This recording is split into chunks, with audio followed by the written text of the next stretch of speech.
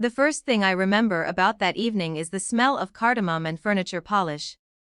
My aunt's house always carried both hospitality layered over preservation, crystal bowls, covered sofas, conversations that sounded warm but carried measurements inside them. I stood at the back of the room in my dress uniform because I'd come straight from base.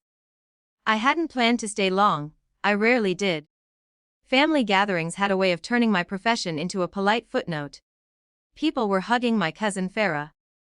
It was technically her celebration. An engagement announcement, the kind of event that rearranges seating charts and social hierarchies in one move. She was radiant, and I meant that sincerely. I wasn't there to compete with anyone. Still, uniforms draw attention, not admiration. Assessment, I heard it when I moved closer to the buffet table. She's just a medic. Farah whispered to someone beside her. Not cruelly. Not loudly. Just softly enough to categorize me, the word just did the work. I didn't turn around. I'd learned not to. Over the years my job had been described assistance, background. I patched people up. I followed orders. I stood beside real heroes. My father was near the window, speaking to one of Farah's future in-laws. He glanced at me when the whisper drifted across the room. His face didn't harden. It didn't defend. It did what it always did, calculated the social temperature and chose neutrality. That part hurt more than the whisper.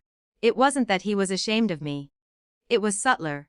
He simply didn't know how to present me in rooms that valued titles with sharper edges. CEO, director, consultant. Medic sounded small in comparison. I'd stopped trying to explain what it meant to stabilize someone whose lungs were filling with blood. Or to hold pressure on an artery while helicopters shook overhead. Those details don't sit comfortably beside canopy trays. So I stayed near the back. Hands folded, posture easy. Years in service teach you how to be still without disappearing. Then the security presence shifted. It wasn't dramatic. No shouted commands. Just a tightening of posture. Two men by the door straightened almost in sync. Conversations thinned mid-sentence. The president was scheduled to attend briefly. My uncle had some advisory role that made these appearances possible. I hadn't thought much about it. Heads of state move through rooms all the time. You salute, they nod, they leave. The door opened. He entered with the controlled pace of someone used to rooms rearranging themselves around him. People. Smiles sharpened. I remained where I was. Not out of defiance. Out of habit, he moved through greetings efficiently, accepting congratulations on behalf of my uncle, shaking hands. Then his eyes scanned the room again, less socially this time. Searching. They stopped on me. He tilted his head slightly, like someone confirming a memory. Is that her? The question wasn't loud, but it carried. Silence has a particular weight when it follows authority. It presses down on every shoulder at once. My father turned fully toward me. For the first time that evening, he looked uncertain. One of the aides leaned toward the president and said my name. He nodded once and changed direction. You don't forget the sound of footsteps when a head of state crosses a room toward you. Not because they're heavy. Because they're deliberate. He stopped an arm's length away. Sergeant Rahman. He said, extending his hand, not medic. Not young lady. Sergeant. I took his hand. Sir? I was told you'd be here. I hoped that was true. A ripple moved through the guests, confusion reorganizing itself into attention.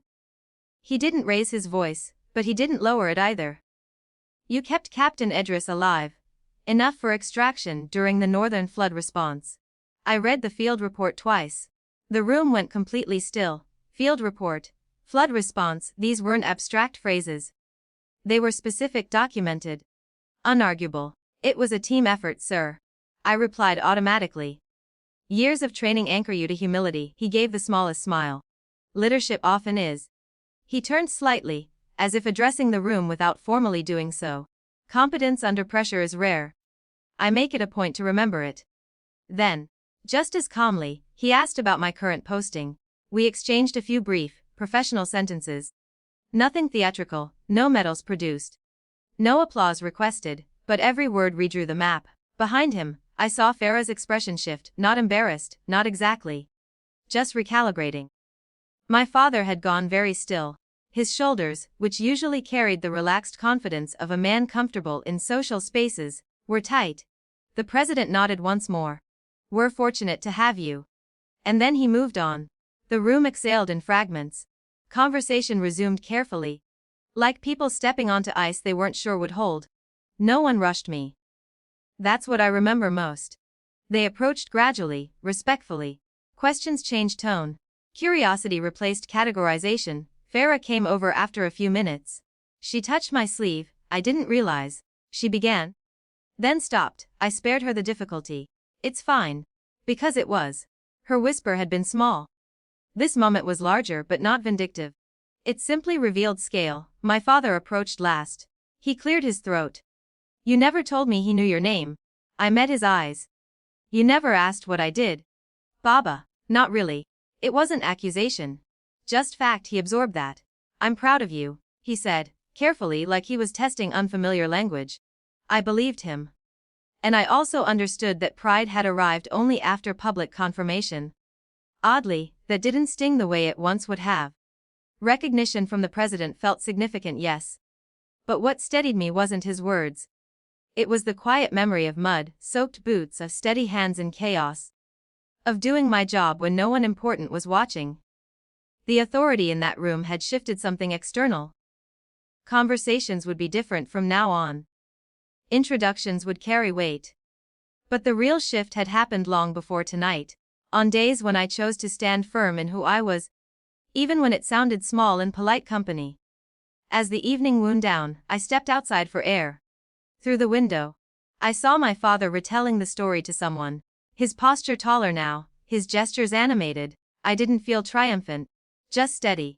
They could call me just a medic, if they wanted. I knew exactly what that meant.